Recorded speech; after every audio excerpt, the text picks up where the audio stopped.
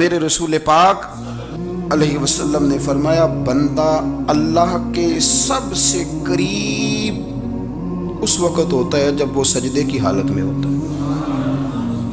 کس کے قریب ہوتا ہے؟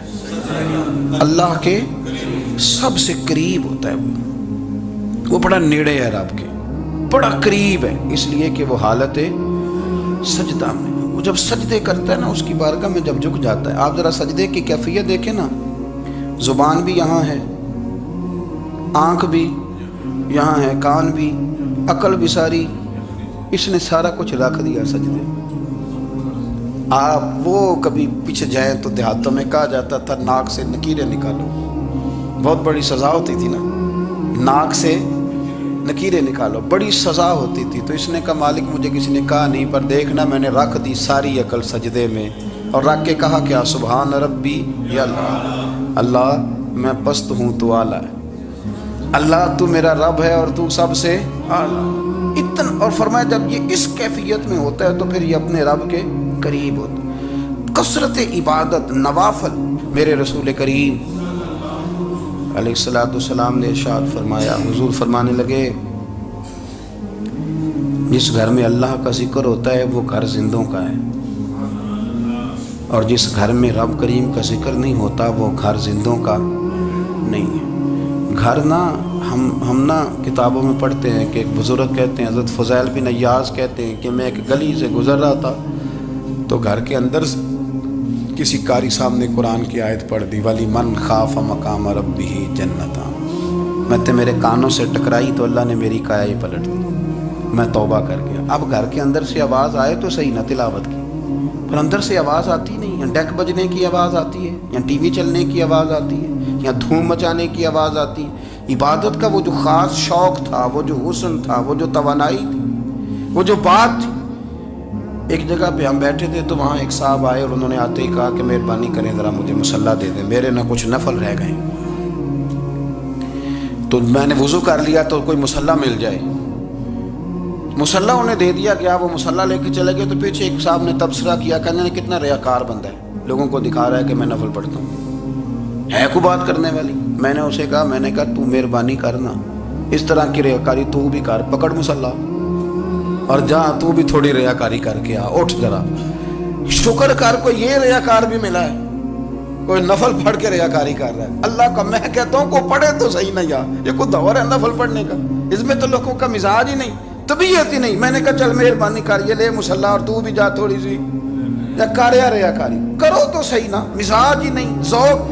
جمعے کی نماز پڑھ کے یوں دنیا بھاگتی ہے، او ہو پتہ نہیں کون سی پیچھے آگ تھی جو بجھائی جائے گی، اور آج تک لوگ مسئلہ پوچھ رہے ہیں کہ جمعے کی بعد والی سنتیں کتنی ہوتی ہیں۔ میں نے کہا کتنے سال ہو گئے جمعہ پڑھتے، کتنے سال ہو گئے، ابھی تک سنتوں کا نہیں پتہ، ابھی تک نے علم کے پہلے کتنی رکھتے ہیں اور بعد میں کتنی رکھتے ہیں۔ فجر کی سنتیں کب پڑھنی چاہیے، سنو فجر کی سنتوں کے بارے میں۔ میرے رسول کریم سید عالم صلی اللہ تعالیٰ علیہ وسلم سے ایک صحابی نے پوچھا تھا، حضور میری فجر کی سنتیں رہ گئیں یا رہ جاتی ہیں تو حکم کیا ہے؟ کیا انداز ہے حضور کا؟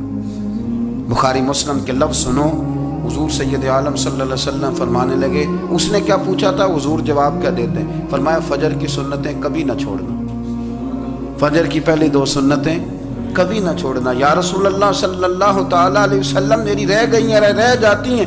فرمایا فجر کی 2 سنتیں نہ چھوڑنا، فرمایا فجر کی پہلی 2 سنتیں مجھے دنیا اور دنیا کے اندر جو کچھ ہے وہ سب سے زیادہ پیاری ہے۔ فجر کی 2 سنتیں دنیا اور دنیا میں جو کچھ ہے مجھے وہ سب سے زیادہ پیاری ہیں، اس لیے فجر کی سنتیں نہ چھوڑ کے۔ نبی پاک علیہ السلام نے فرمایا تمہیں پتہ چل جائے نا پہلی صف کا ثواب کتنا ہے، تم قرآن اندازی کرو۔ عمرے کی قرآن اندازی کا تو پوسٹر چھپتا ہے، تو یہ والی قرآن اندازی کب ہونی ہے، ہونی چاہیے کہ نہیں؟ حضور نے فرمایا تمہیں پتہ چلے کہ اس کا ثواب کتنا تو تم قرآن اندازی کرو، تم قرآن ڈالو۔ جب آپ نماز پڑھ رہے ہوتے ہیں، جب آپ کا مصلی آباد ہوتا ہے، صلاح الدین ایوبی ایک بزرگ سے ملاقات ہو گئی، بیت المقدس پر قبضہ تھا عیسائیوں کا، تو صلاح الدین بڑے پریشان تھے۔ بابا جی کہنے لگے پتر کیا ہوا؟ کہنے لگے حضور پتہ چلا ہے دشمن کے 2 بحری بیڑے اسلحہ لے کے آ رہے ہیں، مسلمان پہلے ہی کمزور ہیں، اور اب اگر 2 بحری بیڑے اور آ گئے تو حضور مسئلہ بن جائے گا. تو میں پریشان ہوں کہ کس طرح یہ کم مسئلے والی ہماری فوج ہے کیسے مقابلہ کرے گی. تو بابا جی کہنے لگے پتر اس طرح کرنا، آج رات تو بھی دعا کرنا اور میں بھی کروں گا. تو بھی دعا کرنا، آپ ناراض نہ ہونا. ہم تو پیروں والے ہیں، ہم تو پیروں کے نوکر غلام ہیں، ہمارا تو گزارا ہی نہیں، ہمیں تو ملتا ہے سارا کچھ وہاں سے. پر میرا سوال یہ ہے کہ تعویذ لینے جاتے ہو نفل کیوں نہیں پڑھتے؟ رات اللہ اللہ کیوں نہیں کرتے؟ یہ بھی تو ہمارے بزرگوں کا ہی طریقہ ہے، انہوں نے تو ہمیں سکھایا ہے. صلاح الدین ایوبی سے بزرگوں نے کہا کہ رات آج نا اللہ اللہ کرنا تو میں تیرے لیے دعا کروں گا، تو بھی دعا کرنا. تو بندہ جب دکھی ہوتا ہے تو سجدہ کرتا ہے تو پھر ہی تو مصلی بھیگ جاتا ہے، پھر ہی تو مزہ آتا ہے. سکھی بندہ تو کعبے جا کے نہیں روتا. دکھی تھے، تکلیف تھی تو سر رکھا سجدے میں تو تڑپ گئے. اور وہ بابا جی کہتے ہیں میں مسجد آیا تو صلاح الدین چیخے مار کے رو رہا تھا اور کہہ رہا تھا مالک میں کوئی اپنی شان کے لیے تو نہیں نہ لڑ رہا، اللہ کو میں کوئی قبضوں کے لیے تو نہیں لڑ رہا، مالک تیرے لیے لڑ رہا ہوں، مجھے بے آبرو نہ کرنا، میری مدد فرمانا. کہتے ہیں میں آیا تھا کہ مسجد میں دعا کروں گا، پر صلاح الدین ایوبی کو روتے دیکھا تو میں لوٹ گیا. تو سویرے صلاح الدین ملے تو بڑے خوش تھے. میں نے کہا پتر کیا ہوا؟ کہنے لگے حضور وہ بحری بیڑے 2 آ رہے تھے نا اسلحہ لے کے، دونوں ڈوب گئے پانی میں ڈوب گئے. تو بابا جی کہنے لگے صلاح الدین وہ پانی میں نہیں ڈوبے، وہ تیرے آنسوؤں میں ڈوب گئے، وہ غرق ہو گئے. وہ جو تو نے مصلی بات کیا تو وہ تیرے آنسوؤں میں ڈوب گئے، وہ غرق ہو گئے، وہ تباہ اتنے قیمتی تھے تیرے آنسو کے بہا لے گئے دشمن کے بحری بیڑوں کو. میرے بھائی ٹھیک ہو گیا جی، میرے عزیز سمجھ لیں اس بات کو ہمیشہ کے لیے اور اس پر غور کر لیں اچھے طریقے سے کہ میرے رسول کریم سید عالم صلی اللہ علیہ وسلم نے نا ہماری توجہ دلائی، حضور نے ہمیں بتلایا، ہمارا ذوق بڑھایا عبادت کی طرف. ایک صحابی تھے حضرت ابو فاطمہ رضی اللہ تعالیٰ عنہ، یہ ترمذی شریف کی حدیث ہے. نبی پاک علیہ السلام نے فرمایا ابو فاطمہ قیامت کے دن مجھ سے جلدی ملنا چاہتے ہو کہ دیر کے ساتھ؟ تو کہنے لگے حضور کون ہوگا جو دیر سے ملنا چاہے گا؟ قیامت کے دن آپ سے جلدی ملنا ہے.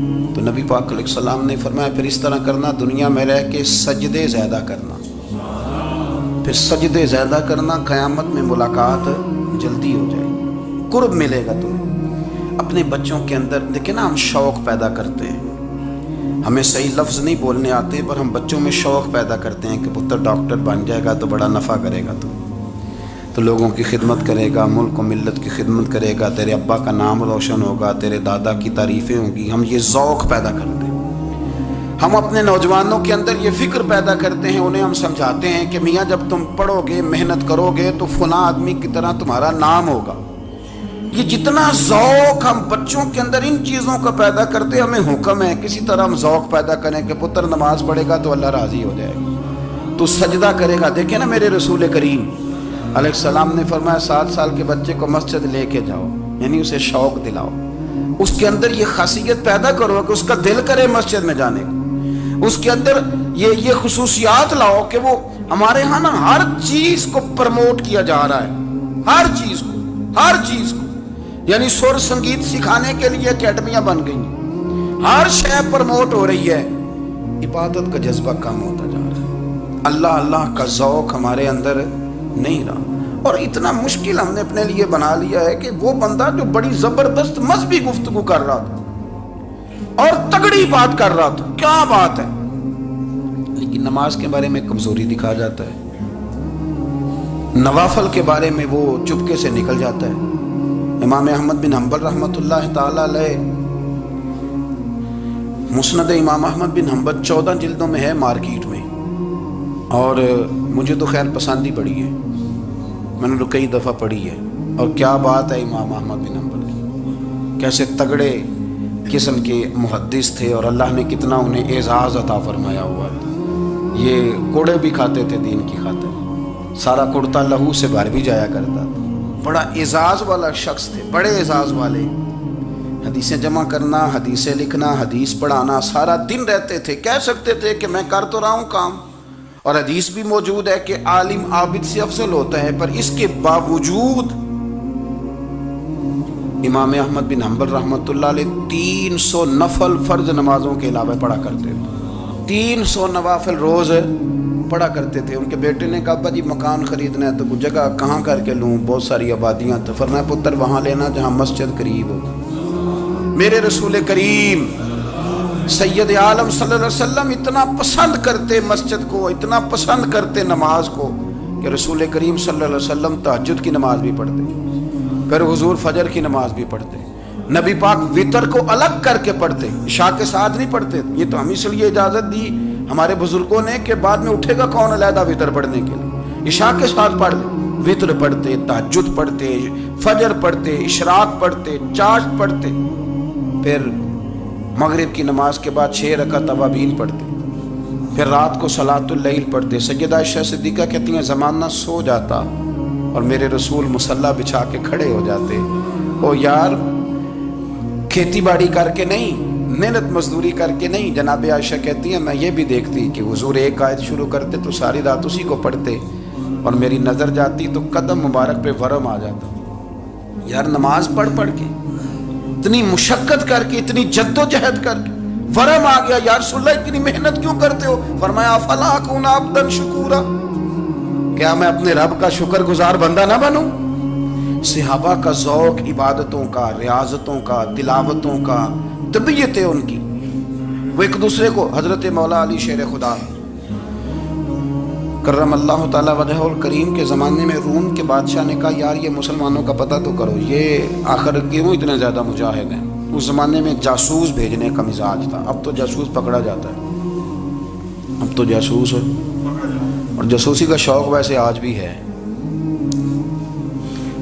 عرض کروں تھوڑی سی بات اس عنوان سے، پتہ کیا ہمارا مسئلہ ہے؟ ہم جہاں جاتے ہیں نا وہاں تھوڑی خوشبو سونگنے کی کوشش کرتے ہیں، وہ کیا ہے تو یہ کیا ہے تو ادھر کیا ہے تو تھوڑا سا ادھر کیا ہے۔ میرے رسول پاک پڑھیے درود شریف، سارے پڑھیے ذرا زور سے، صلی اللہ تعالی۔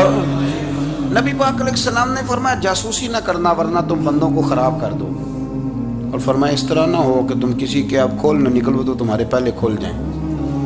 یہ جو ذوق ہے نا یہ ختم کریں، چھوڑیں، مطلب آپ کس چکر میں پڑے ہوئے ہیں، اتنی زیادہ توجہ کرنے کی کیا ضرورت ہے؟ کام سے کام رکھیں، اس میں بندہ تھوڑا سا نا آسان رہتا ہے۔ یہ جو بہت زیادہ ٹٹولنے والے لوگ ہوتے ہیں نا وہ بیچارے پھر عمر ٹٹولتے ہی گزار دیتے ہیں، اس لیے کہ مزاج ہی بہت پکا ہے، گوری کا منہ کھول کے اندر تک ہاتھ ڈالنا، تو پھر کئی دفعہ سامنے سے بچھو بھی لڑ جاتا ہے، خرابی ہوتی ہے۔ تو جاسوسی کی جاتی تھی، اس نے بھی جاسوس بھیجے، کیونکہ قبیلوں کے لوگ تھے، کچھ مسلم کچھ کافر، پہچانے نہیں جاتے تھے لوگ، تو کچھ لوگ اس نے بھیجے، انہوں نے آ کے نا تحقیق کی،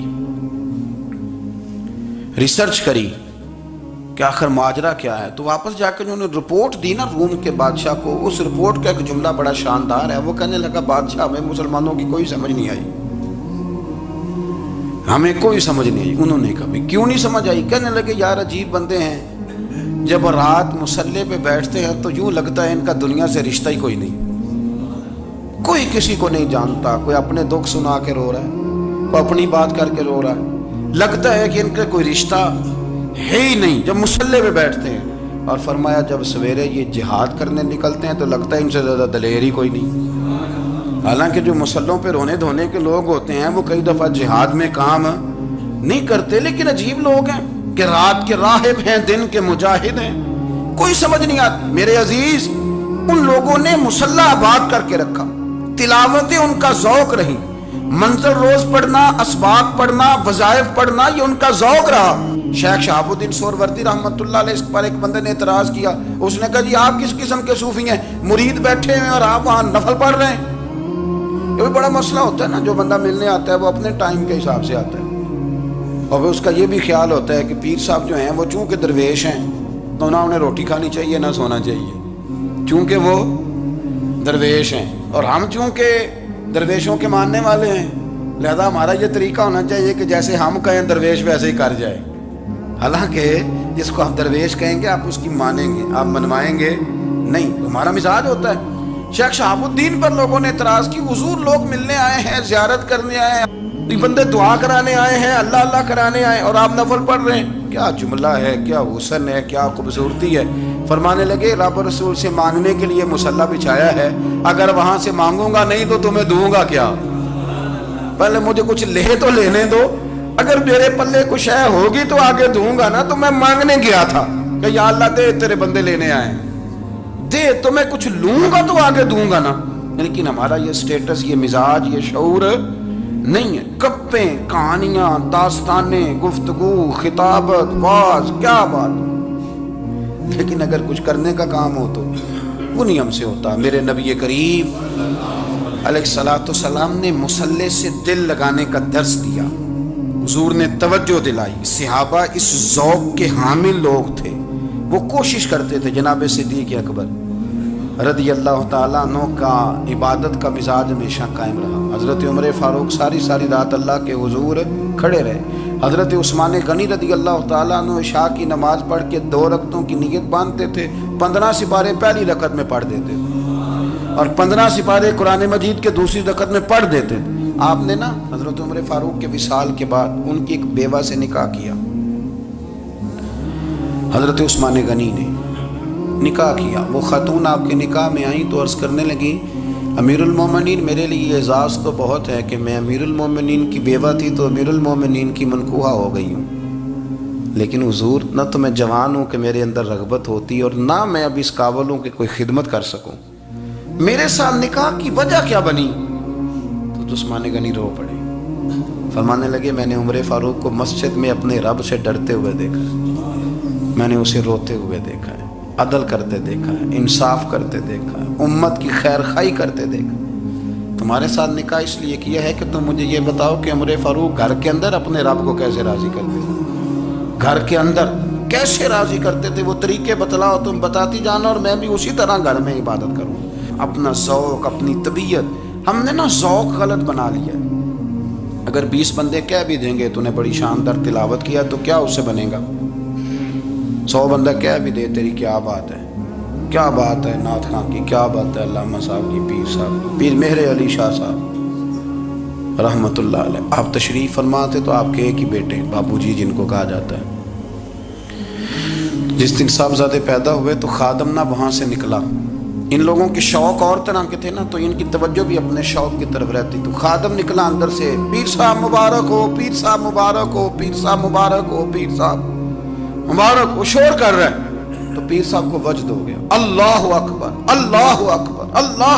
वो क्या हुआ, किस बात की मुबारक दे रहे हो?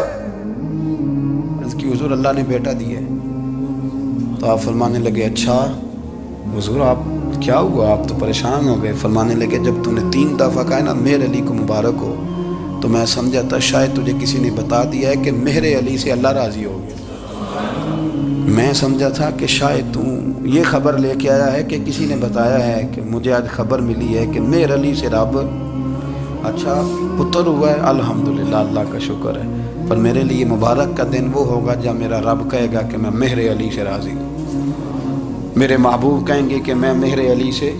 आप बात को समझे। शौक़ ही किसी और तरफ था, दिल ही कहीं और लगा हुआ था, तबीयत ही कहीं और माइल थी। कोई वजीफा पूछते थे तो पढ़ते थे वो लोग, कुछ अल्लाह अल्लाह उन्हें बताई जाती थी तो करने का ज़ौक़ रखते थे, तबीयत थी, कायल थे। हज़रत रबी कहते हैं, मैं बड़ी दूर से सफ़र करके गया हज़रत अवैस करनी से मिलने, बड़ी दूर से। और जब मैं पहुंचा तो फजर का वक़्त था। तो हज़रत वैसे करनी को मैंने पा लिया। तो वो नमाज़ पढ़ के ना कुरान शरीफ लेके बैठ गए। फरमाते हैं इशराक चाश्त का वक़्त हुआ तो नफलों की नीयत बांध ली। मुहद्दिस इब्नुल जौज़ी ने लिखा है, फरमाते हैं फिर जब ज़वाल का वक़्त हुआ तो मस्जिद में झाड़ू देने लग गए। ज़ोर की नमाज़ पढ़ के तो असर की तैयारी तक वो मस्जिद में बैठे रहे। और मेरे नबी पाक अलैहिस्सलाम ने फरमाया, जो नमाज के इंतज़ार में बैठा हो वो नमाज ही में है, वो नमाज ही में है। फरमाया मेरी दुनिया, मेरी उम्मत की जो रहबानियत है ना वो इतनी है कि नमाज का इंतज़ार करे। आज़ान के बाद नमाज का ये राहब है, ये इस वक्त छोड़ के बैठे हैं सारा कुछ। फरमाते हैं असर तक उन्होंने अल्लाह अल्लाह की, फिर मगरिब तक की, इशा की नमाज हुई तो नमाज पढ़ी तो वो थक गए। अब मुझे वो फारिग हुआ, मुसल्ला छोड़े तो मैं मुलाकात करूँ ना। یہ آپ حیران نہ ہو کہ اتنی دیر بندہ کیسے اللہ اللہ کر، ہم نے کی نہیں نا اس لیے ہم پریشان ہیں. جو عادی ہوتے ہیں وہ کر بھی لیتے ہیں. وہ یہ کام، میری بات کی سمجھ آ رہی ہے؟ جب جاتے ہو کسی دفتر میں تو 8 گھنٹے کھڑے رہ لیتے ہو نا، مجبوری ہوتی ہے تو کھڑے رہا جا سکتا ہے. پاسپورٹ کے دفتر بولیے، امیگریشن کی لائنوں میں، اور میں نے تو ایمبیسیوں میں بندے 12 گھنٹے پہلے جا کے کھڑے دیکھے، رہ لیتے ہیں کھڑے. تو اگر ان کاموں کے لیے رہا جاتا ہے تو اللہ رسول کے لیے بھی کھڑے رہا جا سکتا ہے. تو فرمانے لگے کہ جب عشاء کی نماز کے بعد آخر انسان تھے، تھک گئے، نیند کا غلبہ ہوا، تو تھوڑی ایسے آنکھ بند ہوئی تو کھلی تو رونے لگے. حضرت ویسے کر دیا، رو کے کہنے لگے مالک مجھے غافل تو نہ کر، ابھی میں نے کیا بھی کچھ نہیں، دن ختم ہو گیا، کوئی نفل نہیں، کوئی اللہ اللہ نہیں، اللہ مجھے غافل نہ کر، میری مدد فرما.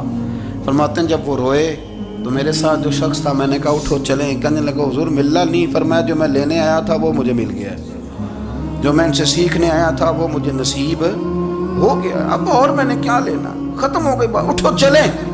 اللہ کے بندوں نے حضرت ربیہ بن کعب اسلمی رضی اللہ تعالیٰ عنہ فرماتے ہیں، کہتے ہیں جب بنو قریظہ اور بنو نذیر یہودیوں کے ساتھ حضور علیہ السلام نے جنگ کا اعلان فرمایا تو وہ دشمن ہو گئے. ہمیں خطرہ تھا کہ وہ رات کو کہیں محبوب کو تکلیف نہ دیں، تو کچھ لوگ نا تلواریں لے کے نبی پاک کے دروازے پہ پہرے داری کرتے تھے. گن مین رکھنا حرام نہیں، اگر کسی کو واقعی خطرہ ہو تو اس کے لیے سنت بھی ہے. حضرت علی المرتضیٰ تلوار لے کے حضور کے گھر کا پہرا دیتے تھے. حضرت ربیہ بن کعب اسلمی رضی اللہ تعالیٰ عنہ فرماتے ہیں کہ رات میری ڈیوٹی تھی کہ میں حضور کے گھر کا پہرا دوں گا. تو فرماتے ہیں میں باہر سن رہا تھا، ساری رات ہی میرے نبی پاک نے اللہ کی تسبیح پڑھی، ساری رات، کبھی تسبیح، کبھی تحلیل، کبھی تحمید، کبھی تکبیر، ساری رات. فرماتے ہیں ساری رات حضور پڑھتے رہے اور ساری رات ہی میں سنتا رہا. مجھے اونگ آ گئی، میری آنکھ لگ گئی، حضور ابھی پڑھ رہے تھے، میں تھک کے سو گیا. اور فرماتے ہیں جب میری آنکھ دوبارہ سے کھلی تو میرے کانوں میں پھر کوئی چیز گونجی، تو میں نے کان لگایا تو میرے حبیب ابھی بھی اللہ کو یاد کر رہے. ساری رات حضور رب کی عبادت کرتے. اسی لیے تو کہا یا ایھا المزمل قم اللیل الا قلیلا، حبیب ساری رات تو نہ جاگا کر، تھوڑا آرام بھی کر لیا کر. میرے بھائی اپنا مصلح، اپنی عبادات، اپنے وظائف، اللہ اللہ جو آپ نے کسی سے سیکھی ہے اس کو کبھی کمزور نہ ہونے دیں. شجرہ شریف جو کسی بزرگ سے آپ لے لیتے ہیں تو کیا رسم ہے کوئی؟ اس پہ کچھ لکھا ہوتا ہے، وہ پڑھنے کے لیے دیا جاتا ہے. اس پہ لکھا ہوتا ہے کہ یہ اللہ اللہ آپ نے کرنی ہے. ساری زندگی کسی اسکول میں داخل ہو گئے اور وہاں جا کے آپ نصاب ہی نہ پڑھیں، کتاب ہی نہ کھولیں تو پاس ہو جائیں گے؟ وہ کہتے ہیں میں 20 سال جاتا رہا ملا کچھ نہیں. تو آپ نے لیا کیا ہے؟ ایک اتنی سی کتاب تھی، اس کو تو کھول کے آپ دیکھ نہیں سکے، اس کے وظائف تک تو رسائی نہ ہوئی. اس لیے کہ اللہ اللہ کرنا مشکل ہے اور تصویر کھنچانا یہ آسان کام ہے. تو جو آسان ہے اس طرف ہماری توجہ لگی رہتی ہے اور جو مشکل ہے اس طرف ہم ذوق پیدا نہیں کرتے. یا ایھا الناس اعبدوا ربکم الذی خلقکم والذین من قبلکم لعلکم تتقون. اے لوگوں اس رب کی عبادت کرو جس نے تمہیں پیدا کیا اور تم سے پہلوں کو پیدا کیا، اس لیے عبادت کرو کہ تم پرہیزگار ہو جاؤ گے. مالک سمجھنے کی توفیق عطا فرمائے.